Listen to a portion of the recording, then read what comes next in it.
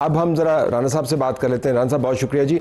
मैं आपसे बात शुरू करने से पहले ज़रा दो आपके लीडरान की बातें सुनवाना चाहता हूँ, फिर मैं आपसे पूछूंगा कि इसका मतलब क्या है पॉलिसी के तौर पे। सुनवाइएगा जी। शहीदों के मुजस्मों की बेहुरमती की, तनसीबात पर हमले की, इन आइन ऐसे आदमी को गद्दार कहता है। कौमी सलामती, दिफा, मुल्क के अंदर यकजहती, वफाक में नफाक फैलाने वाले को गद्दार कहा जाता है। मुज़ाकरात करें, एक ज़हनी मरीज के साथ सिर्फ ज़हनी डॉक्टर मुज़ाकरात कर सकते हैं। मुज़ाकरात की दावत नहीं दी जाएगी, बल्कि अब कोई भी बदजुबानी करने वाले की जुबान, वो पार्लियामेंटेरियन हो या कोई दूसरा, वो खींच ली जाएगी। करें आए अब अडयाला के बाहर तमाशा, बताया जाएगा कि कानून कैसे अमलदारी कानून की जाती है। राना साहब आप क्या करना चाह रहे हैं? देखें, DG/ISPR की प्रेस कॉन्फ्रेंस के बाद फिर ऐसे ही होता है। जब गुजरांवाला में एक हमने जलसा किया था, इमरान खान साहब वज़ीर आज़म थे और उनके वज़ीर दाखिला आपके इल्म में ही है कि कौन थे। तो मियाँ नवाज शरीफ ने कोई अदारे के ख़िलाफ़ कोई लफ्ज़ नहीं बोला। उन्होंने ये कहा कि इमरान खान की हुकूमत जो तबाही इस मुल्क पे लेके आई है, इसकी ज़िम्मेदारी कमर जावेद बाजवा साहब आपके ऊपर है। कमर जावेद बाजवा साहब, कभी उन्होंने या हमने भी उनकी ज़ात से मुतल्लक या उनकी फैमिली से मुतल्लक कभी कोई बात, आपको एक लफ्ज़ नहीं आप दिखा सकते। उसके बाद फिर वज़ीर दाखिला साहब का क्या बयान था, वो अगर आपके पास है तो आप चलाएं। मामला ये है, आप वही वाला असूल अपनाया हुआ है आपने कि हमने इनके साथ वही करना है जो इन्होंने हमारे साथ किया था। देखिए, उन्होंने तो हमारे साथ किया था कि जब हम आगे से ये कह रहे थे कि हम आपके साथ बैठने को तैयार हैं, हम आपके साथ तमाम इश्यूज़ रिज़ॉल्व करने को तैयार हैं, हम आपके साथ चार्टर ऑफ इकॉनमी करने को तैयार हैं, हम चार्टर ऑफ डेमोक्रेसी को इम्प्रूव करने को तैयार हैं। उन्होंने कहा कि नो, तुम मुझसे NRO मांग रहे हो, मैंने तो तुम्हें छोड़ना ही नहीं। लेकिन वो नहीं कह रहे थे। आपके अपने बयान के मुताबिक, आपके अपने बयान के मुताबिक ये सारा कुछ उस वक्त जनरल कमर जावेद बाजवा कर रहा था। क्योंकि मैं इस मामले में जाना नहीं चाह रहा था, आपने खुद अभी नाम लिया, तो वो तो इमरान खान कर नहीं था रहा। नहीं, वो उस वक्त की इस्टेब्लिशमेंट जो है वो इमरान खान के साथ ज़रूर थी। ठीक, इस प्रोजेक्ट को जो है वो लाया गया था। उस वक्त शायद उनके ख़्याल में हो कि इससे मुल्क की बेहतरी होगी। लेकिन फिर इमरान खान साहब का उस वक्त की इस्टेब्लिशमेंट झगड़ा किस बात पे हुआ? सिर्फ इस बात पे हुआ कि इमरान खान साहब का यक नकाती एजेंडा था कि मैंने अपने मुखालफिन सियासतदानों को छोड़ना नहीं है, मैंने इन सब को जेलों में डालना है, सबको जो है वो सज़ाएँ दिलवानी है। मुझे जो सज़ा दिलवाना चाहते थे वो भी आपके इल्म में है, और ये उनका एजेंडा था। इस आपका भी एजेंडा भी उनकी लिहाज ये लगता है ना हमारा बिल्कुल जेलों में रखना है, बिल्कुल नहीं, बिल्कुल नहीं, ना बिल्कुल ज़हनी मरीज है वो ज़हनी मरीज तो वो हमें कहता है, तो उसके जवाब में अगर हम कह दें, देखें उसका ये एजेंडा था, इस एजेंडे पे इस्टेब्लिशमेंट ने उसका साथ नहीं दिया और इस्टेब्लिशमेंट से लड़ाई उसकी इसी बात पे हुई है। आप चले जाएं, आप उस वक्त की जो गुफ्तगू है उसका ये कहना कि देखें जी, घर में चोर हैं, घर में डाकू हैं और चौकीदार कह रहा है कि मैं आगे गोली नहीं चलाऊंगा, तो फिर वो किस बात का चौकीदार है? वो चोर डाकू हमें कह रहा था और चौकीदार कह रहा था वो इस्टेब्लिशमेंट को कि आओ तो आगे इनको जो है वो मारो। तो इस बात पे उसका इस्टेब्लिशमेंट झगड़ा हुआ। आज भी वो इसी बात पे बैठा है कि इस्टेब्लिशमेंट को ब्लैकमेल करे, इस्टेब्लिशमेंट के ख़िलाफ़ इतनी ज़्यादा जो है वो नफ़रत और बुग़्ज़ यानी अपनाए कि वो ब्लैकमेल हो के उसका साथ दें और वो उनके साथ जो है वो दोबारा बरसे इक़्तिदार आए और आगे यहाँ से तमाम पॉलिटिकल जमातों को, सियासतदानों को ख़त्म। ये तो हो गया एक बंदा, एक ही एजेंडा, एक बंदा एक एजेंडा। लेकिन अब खैबर पख्तूनख्वा के अंदर जो जलसा हुआ आपने देखा होगा, उसके अंदर जो ज़ुबान इस्तेमाल किया आपने देखा होगा, उसमें MNAs मौजूद है, उसके अंदर MPs मौजूद हैं, उसके अंदर चीफ मिनिस्टर मौजूद है। तो अब वो ज़ुबान जिसके ऊपर इमरान खान के बारे में अब ये तय हो गया कि हमने नेशनल सिक्योरिटी थ्रेट है, यही चीज़ फिर आप तमाम जमात पे लागू करेंगे? नहीं, सुन ले, तमाम जमात के ऊपर क्यों लागू होगी? जो सारी गालियां दे रहे हैं उनकी तरफ से। कौन नहीं दे रहा? आपके अपने बयान के मुताबिक। नहीं, सुन लें,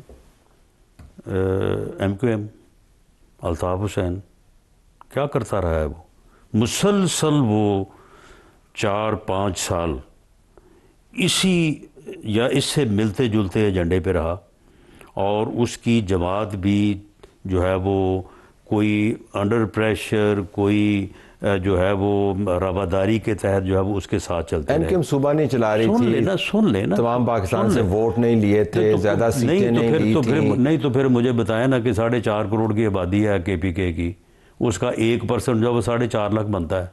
कितने थे लोग कल वहाँ पे? 4,500 भी शायद नहीं थे। तो मामला ये है कि ये इनकी तो फारिग हो गए, ये इनकी बिल्कुल इस मानने वाले वैसे बात है। हाँ नहीं, बिल्कुल ये आप देख लें, आपने बैठे बैठाए सारी PTI को फारिग ही कर दी। सुन ले, बात ये है कि जिस दिन अल्ताफ हुसैन पाकिस्तान को जो है वो उसने जो है वो अपना ललकारा, और उसने एक नारा ही लगाया था ना कि पाकिस्तान मुर्दाबाद। उसके बाद फिर MQM लंदन एक तरफ हो गया और MQM पाकिस्तान एक तरफ हो गया, और उसके बाद आज अल्ताफ हुसैन किधर है और MQM लंदन किधर है? ये जिस रास्ते पे चला है या जहाँ तक ये आन पहुँचा है, अब अगर पार्टी उसके साथ है ना? नहीं, पार्टी साथ नहीं है। कौन साथ? पार्टी की अक्सरियत 85% लोग जो हैं वो इसके इस एजेंडे से जो इसने इस वक्त शुरू किया है, जिसकी ज़ुबान जो है ये अपना KPK के कल के जलसे में बोली गई है, जिसकी ज़ुबान एक ट्वीट भी अपना जो नए सेनेटर मुंतखब हुए हैं, शायद आपकी नज़र से गुजरा जी, नहीं गुजरा, हम दिखा नहीं सकते, वो दिखा नहीं सकते, वो जो ट्वीट है या जो उन्होंने इस मरतबा इमरान खान साहब ने ख़ुद उज़मा साहिबा के साथ जो गुफ्तगू की, और जो ने कहा कि इस तरह से आपने जाके बाहर कहना है नाम लेके और ये लफ्ज़ इस्तेमाल करना है। तो उज़मा को इमरान खान ने बाकायदा कहा, तो ये सुना है आप? नहीं, तो उसने आगे बाहर बताया नहीं। तो आप खुद ही तो कहते हैं कि पता ही नहीं है बाहर आके कौन बात करता है। नहीं, उज़मा खान ने वो सारी बात उसने भी बताई है, और बाकी जो है उन्होंने जो मुझे लगता है आपने जेल की वीडियो देखी है, कोई बातचीत सुनी है आप? चले ये आप बता नहीं रहे ना। चले, बात ये है कि ये हकीकत है, ये हकीकत है कि बराह रास्त इंस्ट्रक्शंस जो उज़मा खान साहबा ने बाहर आगे बात की है, उसने बाकायदा नाम लेके ये कहा कि तुमने यही कहना है, और इस तरह के अल्फाज इस्तेमाल किए हैं कि जो बिल्कुल जो गवारा भी नहीं है और जेब भी नहीं देते। तो मामला ये है कि जिस रास्ते पे वो अब थे, तो उस वक्त भी उनका यही नुक्ता नज़र था, यही उनकी जो है वो पॉलिसी थी, आज भी वही है जिसके ऊपर वो चले हैं। आप ये देखेंगे कि तहरीक इंसाफ, पाकिस्तान तहरीक इंसाफ और अडयाला तहरीक इंसाफ, ये दो अलग होंगी। तो 10-15% लोग अडयाला तहरीक इंसाफ के साथ चले जाएंगे, और बाकी अक्सरियत जो है वो इस बयानिए के साथ नहीं चलेगी, एक नई जमात बनेगी। उसकी वजह ये है कि देखें, वो तो बराह रास्त अब इंडियन मीडिया के साथ है, यानी जो प्रोपेगेंडा ये कर रहे हैं वही इंडिया कर रहा है। तो नई जमात बनाएंगे, फिर क्या करेंगे? मेरा नहीं ख्याल कि जो सियासत इमरान खान साहब करना चाहते हैं वो सियासत जो है वो ये नहीं हो सकी, ये सियासत है ही नहीं। आप मुझे बताएं कि 3 मरतबा प्राइम मिनिस्टर ऑफ पाकिस्तान ने, 2 मरतबा on the floor of the house, तीसरी मरतबा जो है वो यौम आज़ादी के ऊपर उन्हें। लेकिन अब तो ख़त्म हो गया ना, अब तो वो ख़त्म ही हो गया ना, आपने खुद ही कह दिया अब तो हो नहीं सकता। नहीं, बात यह कि उन्होंने इस बात को तस्लीम ही नहीं किया, और किसी बंदे को उन्होंने इजाज़त नहीं दी, किसी PTI के बंदे के पास ये इख्तियार ही नहीं है कि वो मुज़ाकरात कर सके या मुज़ाकरात। तो पाकिस्तान तहरीक इंसाफ हकीकी, पाकिस्तान तहरीक इंसाफ आई इमरान, जिस तरह अल्ताफ, ये अलग-अलग हो जाएंगे।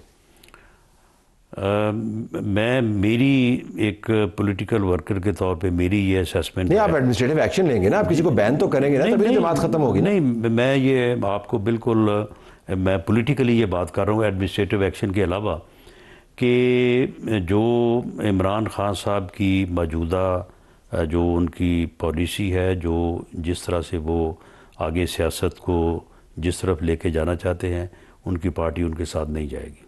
पार्टी के साथ नहीं जाएगी, और ये पब्लिकली डिक्लेयर करेंगे आपके ख्याल में कि जी हम नहीं हैं इमरान खान के साथ? ये अंडर द टेबल तो नहीं होगा। ये एमक्यूएम का जो मामला हुआ है, अब देखें ना जी, इस किस्म की पॉलिसी के साथ कोई मुहिब वतन पाकिस्तान नहीं। लेकिन सियासी कंपल्शन भी है ना राना साहब, मतलब देखिए राना साहब, सियासी कंपल्शन भी है ना। लोगों का ख्याल है कि उनको वोट इमरान खान की वजह से नहीं, वो पड़ता है। वोट भी नहीं मिलेगा। उस वोट में भी जो है वो 95% वोट ऐसा है जो मुहिब्बे अपना वतन है, जो पाकिस्तान का वफादार, पाकिस्तान से मोहब्बत वो पहले करता है, उसके बाद वो इमरान खान या मियां नवाज शरीफ या बिलावल भुट्टो या मरियम नवाज के साथ।